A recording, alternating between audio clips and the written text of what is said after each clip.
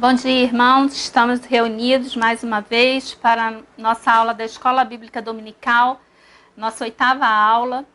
Estamos estudando a carta de Paulo aos Efésios e nessa manhã nós estaremos estudando no capítulo 4 os versículos de 1 a 6. Hoje vamos estudar um trecho menor da palavra, porque esse capítulo 4 ele tem bastante questões aqui para nós trabalharmos. Ele começa aqui falando da questão da unidade da fé, depois a partir do versículo 7 até o 16, Paulo vai falar ali sobre a questão dos ministérios, dos dons dados pelo Espírito Santo, e depois ele vai falar sobre santidade cristã, frente à dissolução, ainda tem exortação de santidade, tem bastante assunto aqui nesse capítulo 4.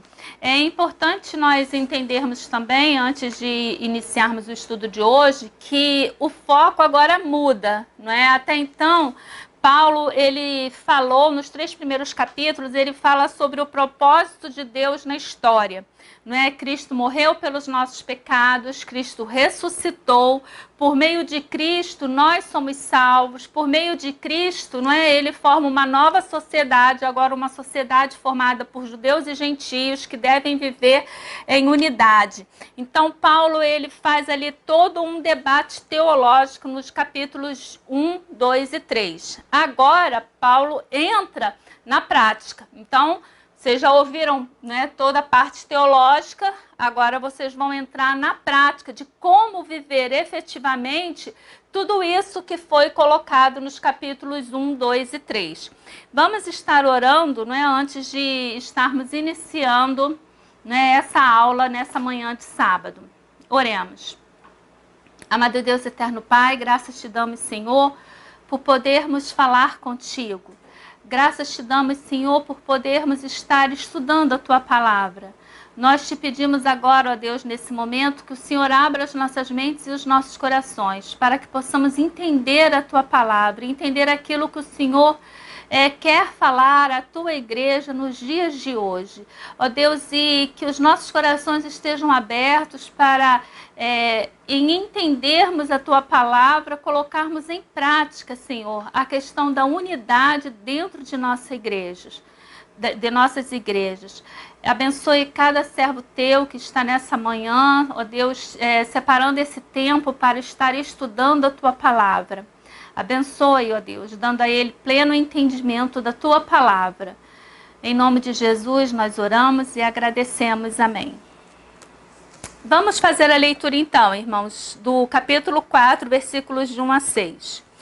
Paulo diz: Rogo-vos, pois eu, o prisioneiro no Senhor, que andeis de modo digno da vocação a que fostes chamados, com toda a humildade e mansidão, com longanimidade, suportando-vos uns aos outros em amor, esforçando-vos diligentemente por preservar a unidade do Espírito no vínculo da paz. Há somente um corpo e um Espírito, como também foste chamado numa só esperança da vossa vocação. Há um só Deus, uma só fé, um só batismo. Um só Deus e Pai de todos, o qual é sobre todos, age por meio de todos e está em todos. Então, aqui nós vamos estar falando nessa manhã a respeito da unidade da fé. Prestem atenção que nós estamos falando de unidade. Nós não estamos falando que todos temos que agir e termos o mesmo comportamento. Não é uniformidade, é unidade. Não é seguirmos todos ali o mesmo padrão e ninguém pode ser diferente, porque Paulo mesmo lá na carta dele aos Coríntios, ele vai falar sobre a unidade na diversidade. Então nós somos corpos, nós somos corpo, somos membros de um só corpo.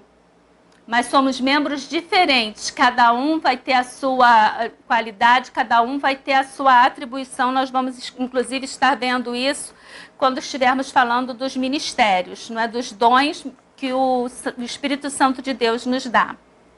Então, como eu frisei logo no início, nos 3 primeiros capítulos, Paulo vai falar sobre o propósito de Deus na história.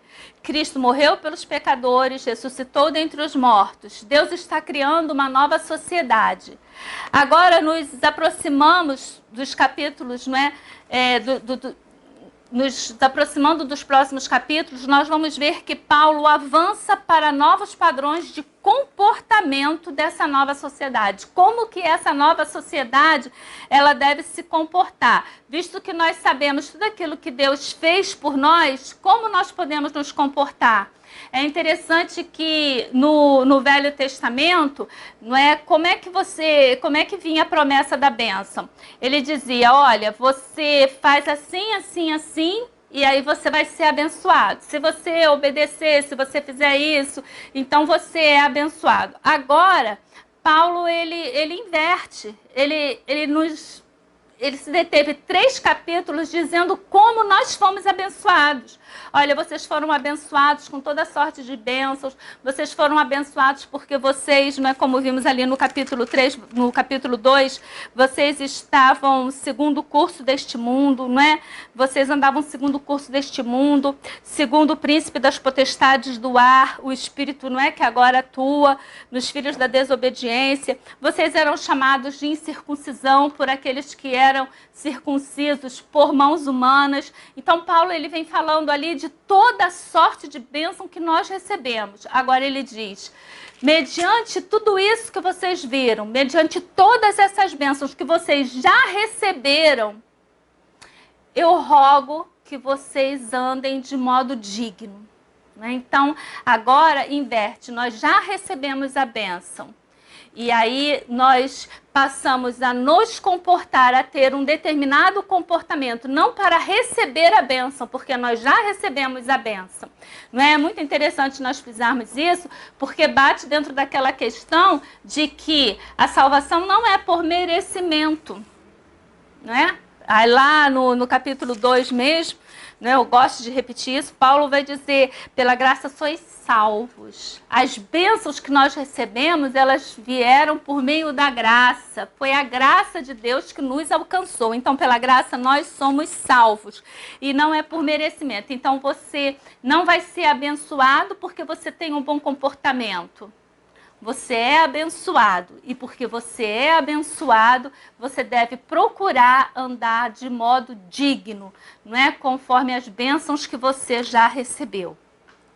Paulo sai da exposição para a exortação daquilo que Deus tem feito, não é? Eu estou usando o verbo no indicativo, então ele sai da exposição para a exortação daquilo que Deus tem feito, no indicativo, para aquilo que nós devemos ser e fazer. E aí nós usamos o imperativo, né? Então, o indicativo, Deus tem feito aquilo que devemos ser e fazer. Imperativo, não é? Da doutrina, não é? Nós saímos da doutrina para o dever. Da teologia intelectualizada, não é, para as suas implicações terrestres. Nós partimos, né, para práticas concretas, a forma como a igreja deve viver aqui na terra. A instrução, a exortação, a intercessão e a exortação, elas precisam caminhar juntas. Então, Paulo instruiu, né? Ele explicou a forma como nós devemos viver, ele intercedeu. Paulo faz 2 orações nesses 3 primeiros capítulos e agora Paulo vai nos exortar, não é? E Paulo começa dizendo, rogo-vos, pois, eu, prisioneiro do Senhor. Não é? Mais uma vez, Paulo vai se identificar como o prisioneiro de Cristo. Observem, né, que ele vai dizer, o prisioneiro, né? O prisioneiro no Senhor. Quando Paulo diz que ele é o prisioneiro, não é? Paulo está dizendo o quê? Paulo diz que ele é um prisioneiro de Cristo e ele é um prisioneiro por amor a Cristo. Então, é como se Paulo dissesse, não é? Eu faço questão, não é, de que todas as minhas ações, tudo aquilo que acontece na minha vida está, né, relacionado a Deus. Eu sou prisioneiro dele, não é? E isso é incrível porque Paulo fala muito sobre a liberdade que Cristo nos dá. E Paulo diz, ele nos libertou, por isso agora eu, né, sou escravo dele. Ele reconhece, né, que a liberdade que Cristo nos dá, ela é tão grande, né, a salvação que nós alcançamos por meio de Cristo. Então, isso é tão grande, é tão profundo na vida do profeta, que ele, do apóstolo, que ele vai dizer, por isso, né, eu me ponho como prisioneiro de Cristo. E Paulo vai dizer, rogo-vos, não é? Paulo, não é? Clama para que, não é? Já que vocês foram abençoados, não é? Ele começa assim, olha, eu rogo-vos, pois, irmãos, né? Rogo-vos, pois, eu, prisioneiro do Senhor. Paulo vai dizendo, ó, mediante tudo isso que eu esclareci para vocês nos 3 primeiros capítulos, eu rogo, não é? Rogar é clamar, não é? Eu clamo, não é? Eu peço. E aí ele vai dizer, pois, rogo-vos, pois, não é? Esse pois está relacionando as duas orações, não é? Está relacionando tudo aquilo que Paulo veio falando, né, sobre a bênção que nós tivemos, e ele vai dizer, rogo-vos, pois, que andeis de modo digno da vocação a que fostes chamados. Agora, o que é andar de forma digna, de modo digno? Não é? O que é andar de modo digno? Eu gostaria que vocês, não é, colocassem lá no grupo, não é, de WhatsApp, que vocês me respondessem isso. O que na concepção de vocês significa essa expressão de Paulo? Que andeis de modo digno a vocação a que fostes chamados. O que você considera andar de modo digno? É andarmos todos iguais? Né? É não usarmos calça comprida? Onde é que está esse andar digno? Não é? Muitas das vezes nós pegamos ações, atitudes, coisas que só são exteriores e queremos dizer que isso é andar de modo digno. Quando a gente vê aqui que Paulo ele entra, não é, bem mais fundo nessa questão. Ele vai dizer, rogo-vos, pois, eu, o prisioneiro do Senhor, que andeis de modo digno da vocação a que fostes chamados. E aí Paulo vai dar, não é, 4 conceitos chaves. Agora, quando ele diz que nós devemos andar de forma digna. E Paulo vai começar dizendo, com toda humildade, com toda mansidão, com toda longanimidade e suportando-vos uns aos outros. Não é? Ele entra aqui, né, em vários pontos, não é? Humildade, mansidão, longanimidade, suportando-vos uns aos outros. É interessante nós pensarmos que humildade era uma coisa que não era bem apreciada, ela não era uma qualidade para o romano, não é? Ele não considerava ser humilde como sendo uma qualidade. Para o romano, humildade passava aquele aspecto de ser submisso, de ser, até mesmo hoje, não é, vulgarmente a gente chama, né, de ser puxa-saco. Né? A pessoa é muito humilde, é subserviente, entendeu? Fica ali. Era essa a visão que o romano tinha da humildade. Ela não era tida como uma qualidade. A mansidão não é sinônimo de fraqueza. Não é? Pelo contrário, é a suavidade dos fortes, cujas forças estão sob controle. Então, nós sermos mansos não quer dizer que você é um tolo, um mané, que todo mundo vai e faz o que quer com você. Não é? Ser manso é você ter a sua força sob controle, é você ter controle, você ter domínio próprio. É você saber que não precisa se exasperar, você não precisa alterar a voz, você não precisa se impor.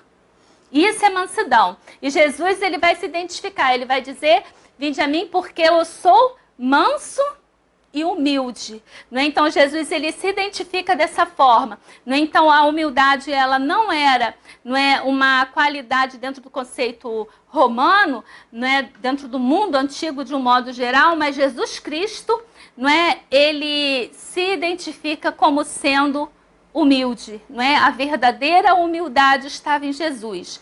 Não é? E nós vamos ver que ele vai dizer que eu sou manso e humilde. Então, quando Paulo diz aqui, com toda a humildade e mansidão, Paulo está, não é, ligando esses dois lá às identificações que o próprio Cristo fez de si mesmo. Não é? Eu sou manso e sou humilde.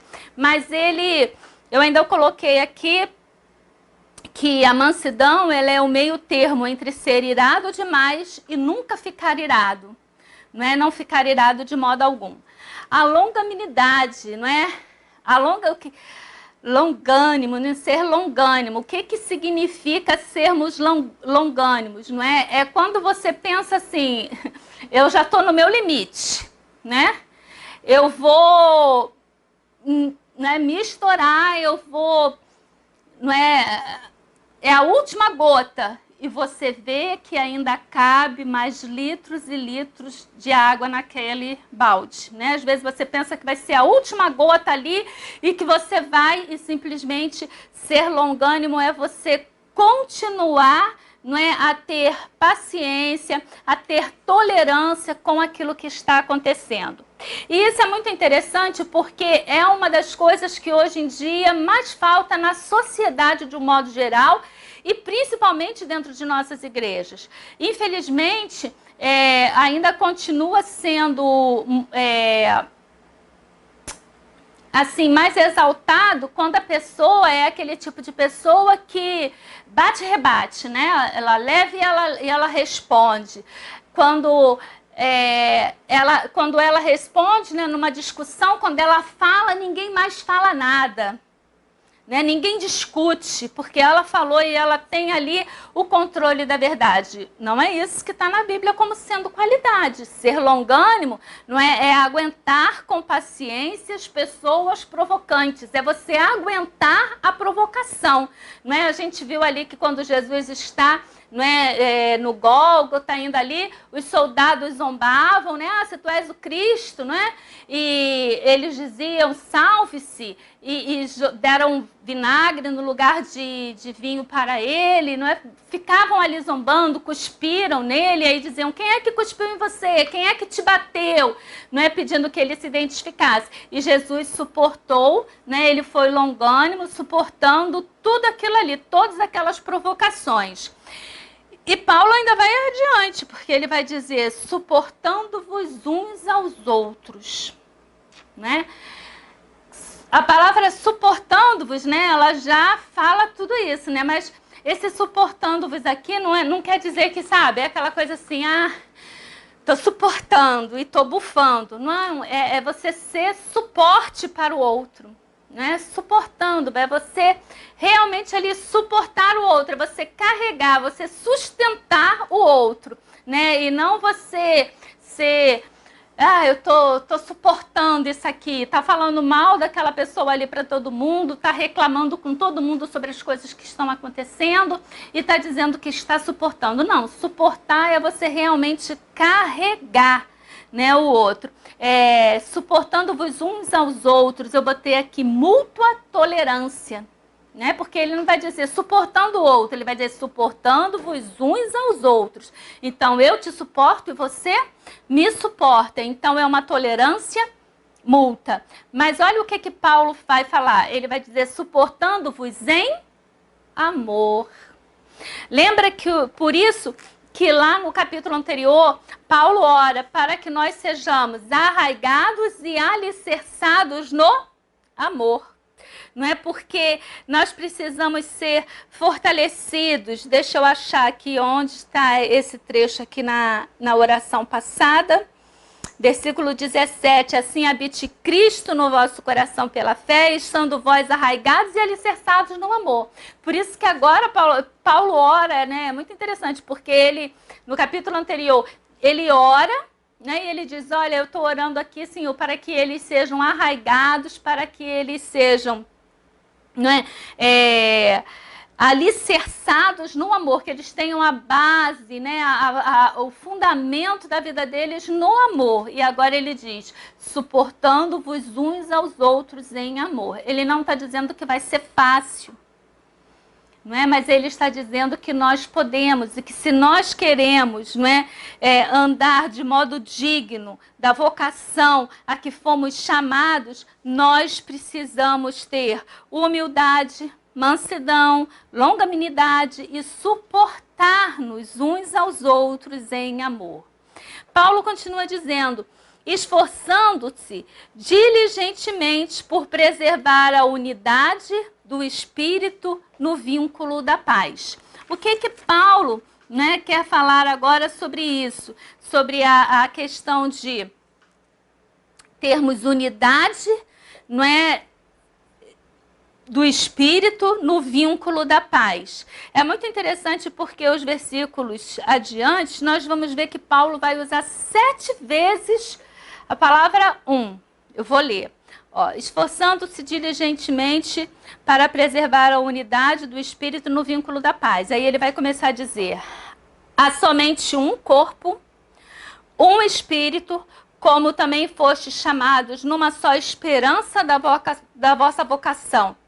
Há um só Senhor, uma só fé, um só batismo, um só Deus e Pai, o qual é sobre todos, age por meio de todos e está em todos. Então, Paulo usa 7 vezes, não é? Ele vai dizer que só existe um ou uma, não é? 7 vezes ele vai estar aqui se referindo. 3 delas fazem alusão à Trindade. Quando a gente lê aqui no verso 4, há somente um corpo e um Espírito, o qual fostes chamados. Não é? A que Espírito Paulo está se relacionando? Qual é o Espírito? Não é? Há um só corpo. Quem é o corpo? É a igreja, né? Nós estudamos isso nos capítulos anteriores, que forma a nova sociedade. Então, prestem atenção no que Paulo está dizendo. Há um só corpo. Existe somente uma igreja, que é a igreja de Cristo. Aí ele vai dizer, há um só Espírito, porque é o Espírito Santo, é o mesmo que atua em todas as igrejas. Então, nesse corpo composto por diferentes membros, por pessoas diferentes, existe só um Espírito. Se não é esse o Espírito que está dentro desse membro, esse membro não faz parte do corpo, ele não faz parte da igreja. E para ir nesse ponto aqui, a gente tem que entender a questão do que é heresia, né?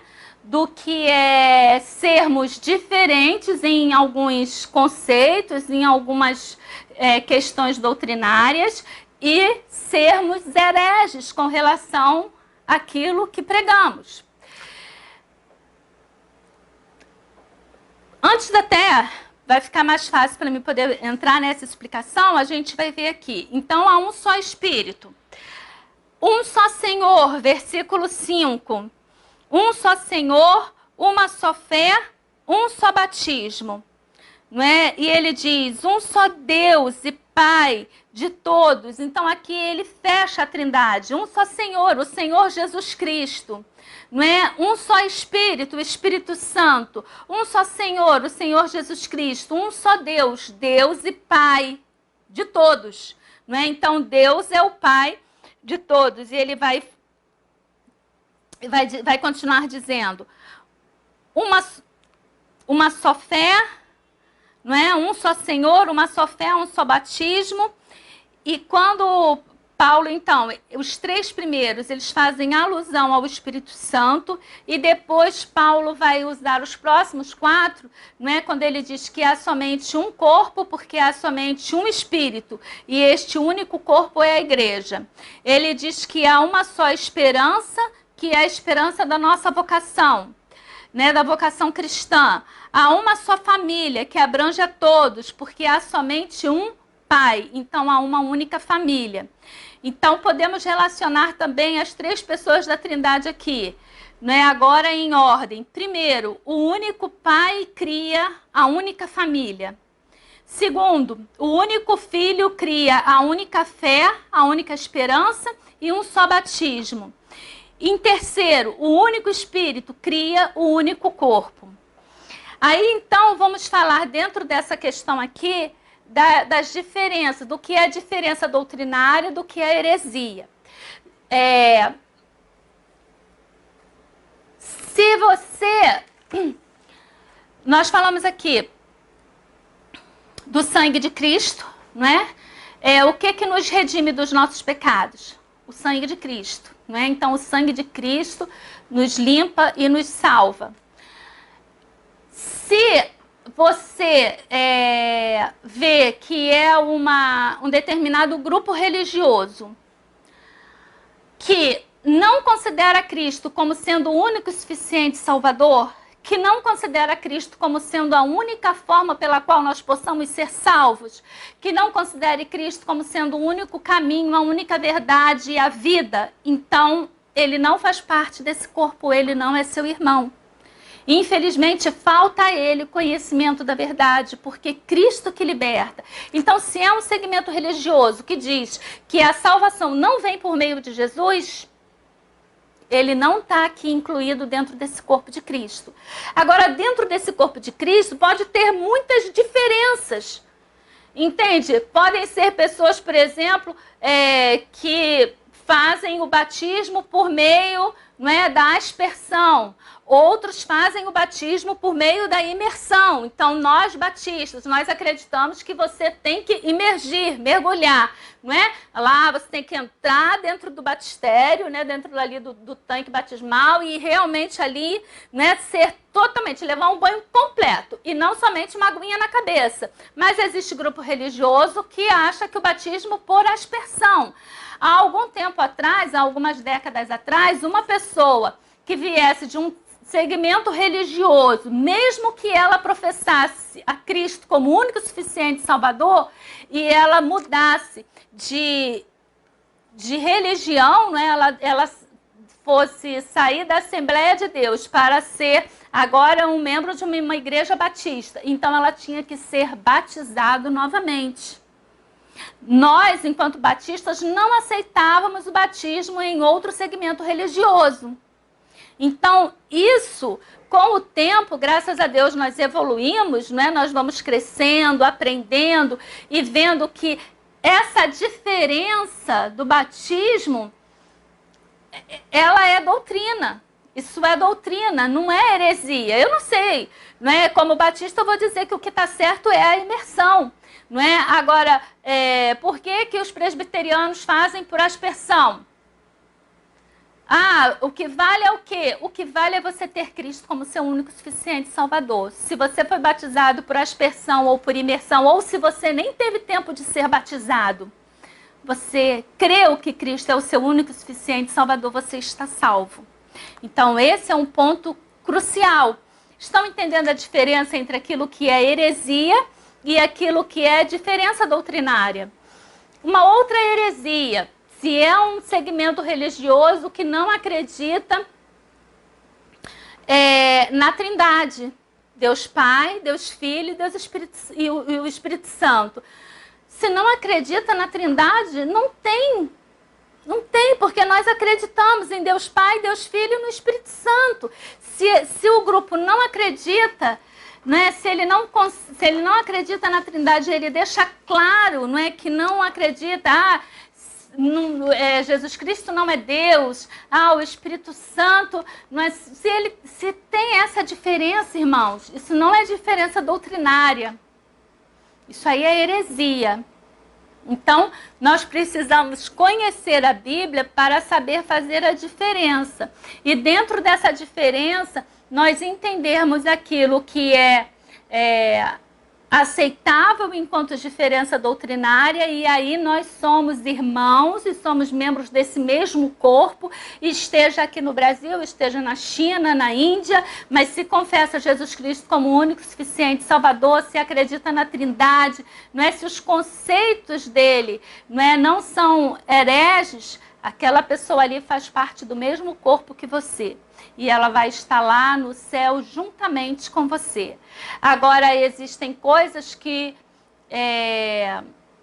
nós podemos até não aceitar, não concordar, mas elas não são apenas diferenças de entendimento. Não é? Antes as igrejas tinham até mais essa separação entre igrejas. Não é? Hoje nós já vemos isso em menor quantidade, não é? Uma pessoa de uma outra denominação não participava da ceia, não é? Do ato de comunhão ali da ceia, ela tinha que ser rebatizada. Quando ela saía da nossa denominação, ela era excluída, nós não considerávamos mais que ela estava no corpo, ela era excluída. Então, hoje são coisas que nós já evoluímos bastante, já não fazemos. Mas, em compensação, nós vemos as diversidades de igreja que existem, que era uma coisa que antigamente também não existia. Você tinha alguns segmentos religiosos, eu lembro que na minha infância eu praticamente conhecia a presbiteriana, a Assembleia e a Igreja Batista. Nós tínhamos poucos de outros segmentos aqui. Hoje em dia você tem as igrejas do segmento pentecostal, as igrejas do segmento neopentecostal, as igrejas que são históricas, que vieram da Reforma, que tiveram sua origem na Reforma. Então você tem aí uma mega de religião. Fora as pessoas que, por estarem insatisfeitas lá na igreja na qual ela faz parte, a pessoa sai e simplesmente abre a sua própria igreja. Então, tem muito isso. E, infelizmente, nós ficamos muito aptos a falar mal, não é? Enquanto corpo de Cristo, nós precisamos entender, não é, que se você não tem se eles confessam a Cristo como o único, suficiente Salvador, então você se reserva de falar, meu querido.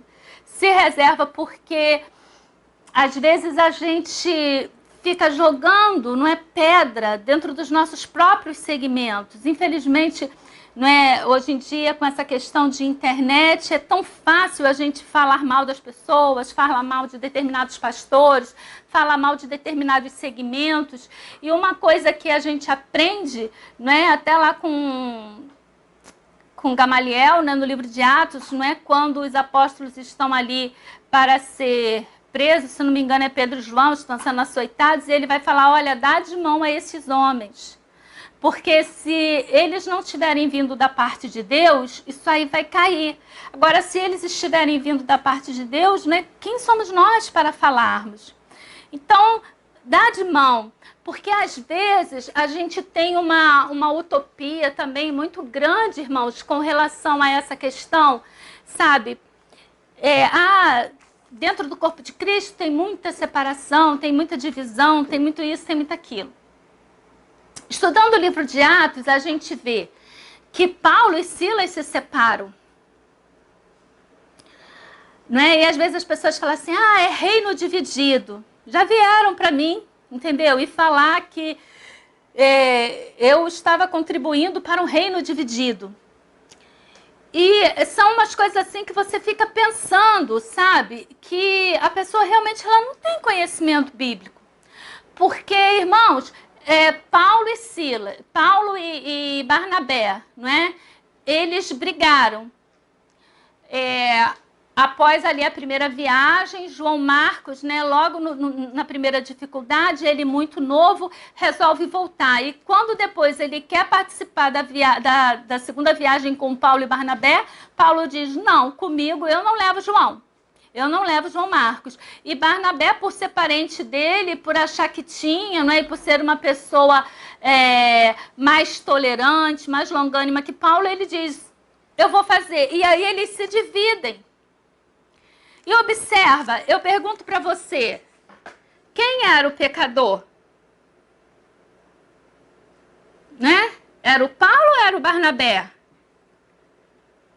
Você consegue ver que através desse rompimento, ao invés de ter apenas uma viagem, Barnabé foi fazer outra viagem, e nessa viagem que Barnabé foi, levando João Marcos, ele teve a oportunidade de discipular João Marcos, a ponto de Paulo, lá na sua carta a Timóteo, dizer: traz João Marcos porque ele me é útil. E esse mesmo João Marcos vai escrever o Evangelho de Marcos. Quer dizer, se Paulo e Barnabé continuam juntos e Barnabé aceita a sugestão de Paulo de não levar João Marcos não teria sido, não é, ali discipulado por Barnabé. E se Paulo se submete, tá, então leve esse garoto aí, e ele vai ali, não é, irritado com aquilo, com as atitudes de João Marcos. Será que Barnabé teria feito o discipulado da forma como ele pôde fazer? Então nós precisamos entender que algumas vezes as coisas, irmãos, e isso é muito notável lá na igreja primitiva, né, logo no início, porque a gente vê ali que no registro, né, Lucas vai dizer que a unidade era perfeita, eles viviam ali em comunhão, partilhavam o pão, não é? E era tudo tão bom que o que aconteceu? Eles não quiseram não é? Eles não estavam saindo para cumprir o propósito de Deus, que era ide e levai. Então veio o quê? A perseguição sobre a igreja. E aí, na perseguição, o evangelho foi sendo, não é, levado aos rincões. Por quê? Porque as pessoas tinham que fugir, não é? Os membros daquela igreja tiveram que fugir. E aí, eles, para onde eles iam, eles levavam a mensagem, eles levavam a palavra. Então, é preciso ter muita atenção àquilo que está acontecendo. Nós, enquanto crentes, nós não temos muitas vezes tolerância. Nós não somos longânimos, nós não somos aptos a perdoar os nossos irmãos. Não é? Tinha um personagem, né, daquele Zorra Total, que ele dizia tolerância zero. Não é? A pessoa chegava, falava alguma coisa, ele dizia não, tolerância zero. Ele respondia, né? E depois ele abria a boca, assim, com muito prazer, para dizer tolerância zero. E, infelizmente, dentro das igrejas, o que nós vemos é isso. Muitas das vezes, a tolerância é zero, né? Nós não temos essa ponta ali de nos suportar em amor, não é? Nós não temos isso dentro de nós. Para nós termos unidade cristã, irmãos, ela depende da caridade da nossa conduta, né? Depende do amor da nossa conduta. E por isso que Paulo vai dizer, não é, essas 5 qualidades que são a